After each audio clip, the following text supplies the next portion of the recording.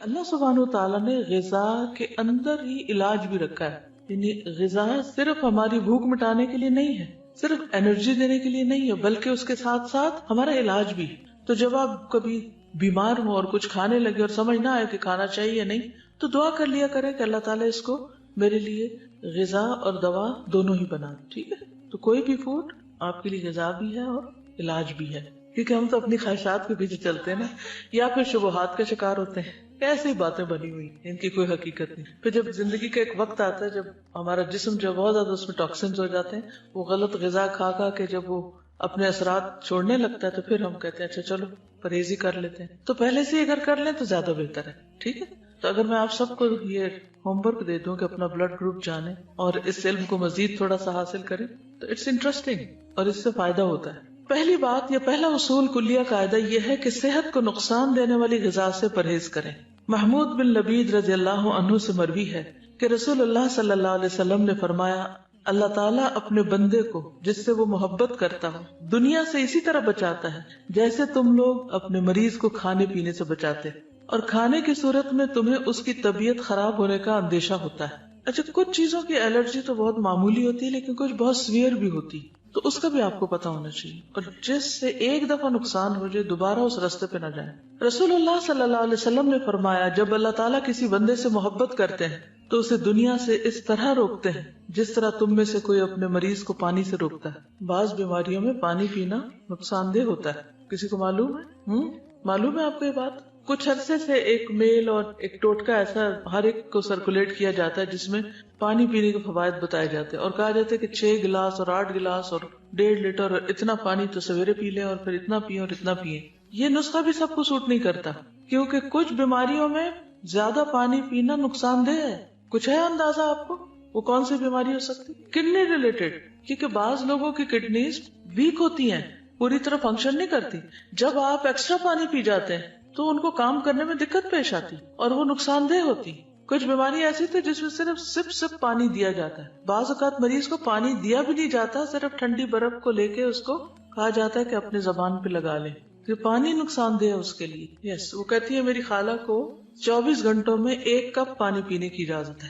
اب اگر وہ اسی طرح کوئی ٹوٹکا پڑھ کے تو 1.5 لیٹر پی بیٹھے تو یہ پانی جو زندگی کی سورس ہے اسی انسان کے لیے نقصان دہ. تو یہ ٹھیک ہے، یہ ایکسٹریم کیسز میں ہوتا ہے، لیکن ویسے بھی ہر چیز کے اندر اعتدال ضروری ہے. کچھ عرصے تک تو یہ تھراپیز آپ کو کام دیں گی، کچھ عرصے کے بعد پھر وہ آپ کے لیے الٹا مشکل کا سبب بنے گی. ایک اور چیز یہ ہے کہ جب پانی پیئے مثلا تو ایک دم انڈیلے نہیں، انڈیلنے سے پرہیز کریں. مسنون طریقہ کیا ہے؟ 3 سانس میں پینا، اور اس کو بھی جیسے گھونٹ گھونٹ پیتے ہیں، یعنی جیسے کھا کے پیتے ہیں اس طرح پیئیں.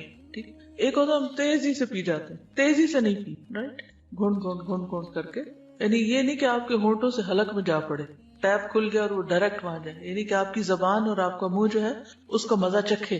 اس طرح پینا زیادہ فائدہ مند ہے. لیکن ہم لوگ ہر وقت جلدی میں ہوتے ہیں نا، ہم کہتے ہیں جلدی سے یہ کام کر لیں، جلدی سے وہ کر لیں اور پھر بس کچھ اور کریں. تو ہے فرماتے ہیں کہ میں نبی صلی اللہ علیہ وسلم کی خدمت میں حاضر ہوا، آپ کے سامنے روٹی اور خشک کھجور تھی. روٹی اور خشک کھجور جیسے چھوارے ہوتے ہیں. نبی صلی اللہ علیہ وسلم نے فرمایا قریب ہو جاؤ اور کھاؤ. میں خشک کھجوریں کھانے لگا تو نبی صلی اللہ علیہ وسلم نے فرمایا تم خشک کھجوریں کھا رہے ہو حالانکہ تمہاری آنکھ دکھ رہی ہے، یعنی اس مرض میں خشک کھجور ٹھیک نہیں. میں نے عرض کیا کہ میں دوسری طرف سے چبا رہا ہوں، جو آنکھ دکھ رہی ہے اس کی طرف سے نہیں. اس جواب پر رسول اللہ صلی اللہ علیہ وسلم مسکرا دیے. کھانے کے لیے ہم سب کوئی نہ کوئی ریزن تلاش کر لیتے ہیں. ٹھیک ہے، اس سے کیا پتا چلتا ہے؟ پرہیز کی بات سمجھ آتی ہے. بیماری میں خاص طور پر پرہیز، جو چیز نقصان دہ ہو وہ نہ استعمال کی جائے. نبی صلی اللہ علیہ وسلم کے پاس تو جو بھی علم تھا وہ وحی کے ذریعے تھا. ٹھیک ہے، تو اس لیے ان چیزوں کو تو ہم ایز اٹ از لے سکتے. پھر بلا وجہ کی دوائیوں سے پرہیز. کچھ لوگوں کو دوائیاں کھانے کا شوق ہوتا ہے، تسکین ہوتی ہے ان کو دوا کھا کے. اچھا، کچھ بچوں میں بھی یہ مزاج پایا جاتا ہے کہ بڑے شوق سے دوا کھاتے، جہاں کہیں کوئی دوا دیکھتے ہیں وہ کھانے کے لیے مانگتے ہیں، کیونکہ اب کئی طرح کے فلیور بھی شامل کر دیے گئے دواؤں میں. کوئی وہ سیرپ پی جائیں گے، کوئی گولیاں کھا جائیں گے. تو اکثر یہ مسئلے رہتے ہیں چھوٹے بچوں کے ساتھ. کچھ بچے ان کو بہت مشکل ہوتی ہے دوا پلانے میں، وہ نہیں پیتے، ان کے بھی مزاج فرق ہوتے ہیں. تو چھوٹی چھوٹی تکلیف میں فوراً دوا نہیں لینی چاہیے. پہلی چیز یہ ہے کہ غذا سے علاج کریں، پرہیز سے کام لیں، اور اگر نہیں علاج ہو رہا، نہیں تکلیف ٹھیک ہو رہی تو دوا لیں، اور وہ بھی ضرورت کی لیں. اور کثرت سے پرہیز کریں. جی کیونکہ میں نے ایک ڈاکٹر سے پوچھا, انہوں نے مجھے کوئی دوا ریکمینڈ کی, تو میں نے کہا اس کے کوئی سائیڈ افیکٹس نہیں. وہ کہنے لگے ٹو بی ویری آنےسٹ, ہر دوا کے سائیڈ افیکٹس ہیں. یعنی کوئی اگر یہ کہے بھی نا کہ اس کے کوئی سائیڈ افیکٹس نہیں, تو یہ ماننے کی بات نہیں. ہر دوا کے, کیونکہ دوا ہے نا, اور خصوصاً ہماری دوائیاں جو بنتی ہیں سب اسٹینڈرڈ بھی ہوتی ہیں, اور اس کے علاوہ جو کیمیکلز اس میں ہوتے ہیں اور جو پروسیسڈ ہوتی ہیں بہت زیادہ.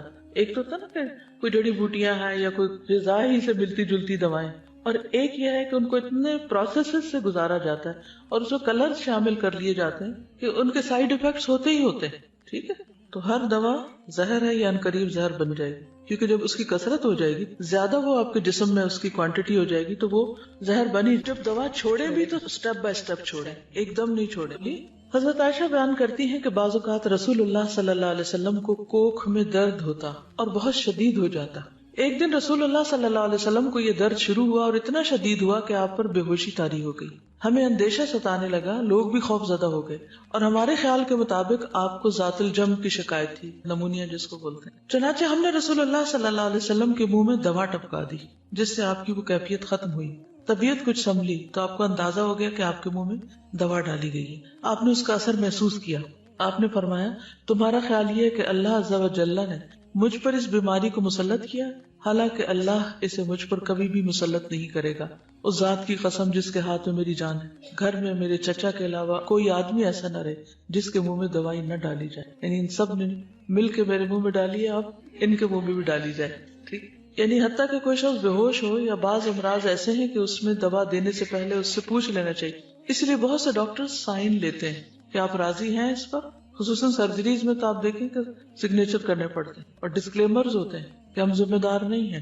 ٹھیک ہے, ہم آپ کی مدد کرنا چاہتے ہیں, لیکن اگر کچھ ہو گیا تو آپ خود ہی ذمہ دار ہیں. پہلا پوائنٹ کیا ہے؟ پرہیز علاج سے بہتر ہے. دوسرا, بلا ضرورت دوا سے اجتناب کی. ایک اور چیز یاد رکھیے, جب کسی بھی دوا کے کھانے سے کوئی ری ایکشن فیل ہو رہا آپ کو, آپ کے جسم کے اندر کوئی چیز ایسی محسوس ہو رہی یا اسکن پہ یا کسی بھی طرح, تو فوری طور پر پھر مزید کنسلٹ کر لینا چاہیے. پھر موسموں کے اثرات کا خیال رکھنا چاہیے. سخت سردی اور سخت گرمی کے منفی اثرات سے بچنے کے لیے ہر ممکن احتیاط اور پرہیز, گھر, لباس, خوراک, تمام چیزیں موسم کے تقاضوں اور ضروریات کے مطابق ہوں. یعنی پرہیز صرف کھانے کا نہیں بلکہ انوائرنمنٹ کو بھی اپنے حسب حال کرنا چاہیے. بہت زیادہ کمفرٹیبل بھی نہ ہو کہ انسان سونے ہی لگ جائے, اور ایسا بھی نہ ہو کہ بیمار پڑ جائے. کچھ لوگ اتنی ہیٹنگ کر لیتے ہیں, اس سے بھی نقصان ہوتا ہے. اور کچھ لوگ جو ہے وہ جرسی کے بغیر باہر نکل جاتے ہیں اور بیمار ہو کے واپس لوٹتے ہیں, تو وہ بھی ٹھیک نہیں. احتیاط بہتر ہے, اعتدال بہتر ہے. ہر شخص کو اپنے مزاج کو, اپنے جسم کو, اپنی ضروریات کو خود بھی سمجھنے کی کوشش کرنی چاہیے. اس میں بھیڑ چال نہیں کام دے گی کہ وہ یہ کر رہا ہے تو میں بھی, اس نے کچھ نہیں پہنا ہوا تو میں کیوں پہنتا ہوں. تو کسی کی نقالی مت کریں, اپنے مزاج اور اپنے بدن کو سمجھے کہ وہ کیا چاہتا ہے. اب اس میں آپ دیکھیے, جیسے موسموں کے اثرات کی بات کی نا, تو سردی سے بچیے جب سردی زیادہ ہو, گرمی سے بچیے جب گرمی زیادہ. اسی طرح اگر بہار کے موسم میں آپ کو کسی خاص پودے سے الرجی ہے یا اور کوئی چیز سوٹ نہیں کرتی, تو اس سے بھی بچنے کی ضرورت ہے. پھر وبائی اور متعدی امراض. متعدی کس کو کہتے ہیں؟ کنٹیجس, جو دوسرے کو لگ جائے. جیسے فعل لازم اور فعل متعدی ہوتا ہے. متعدی کون سا ہوتا ہے؟ جو مفعول طلب کرتا ہے. تو اسی طرح متعدی بیماری وہ ہوتی ہے کہ جو ایک سے آگے دوسرے کو جا پہنچتی. امراض پھیلنے کے موسموں, خصوصاً برسات اور گرمی میں خصوصی حفاظتی تدابیر کرنا, مثلا پانی کے ذخائر صاف رکھنا, رہائشی علاقوں کے آس پاس مچھروں, مکھیوں اور دیگر کیڑے مکوڑوں کی امکانی افزائش کی روک تھام کے لیے ادویات وغیرہ چھڑکنے کا انتظام کرنا, اور اپنے تمام گرد و پیش کو حفظان صحت کے اصولوں کے مطابق ڈھالنا.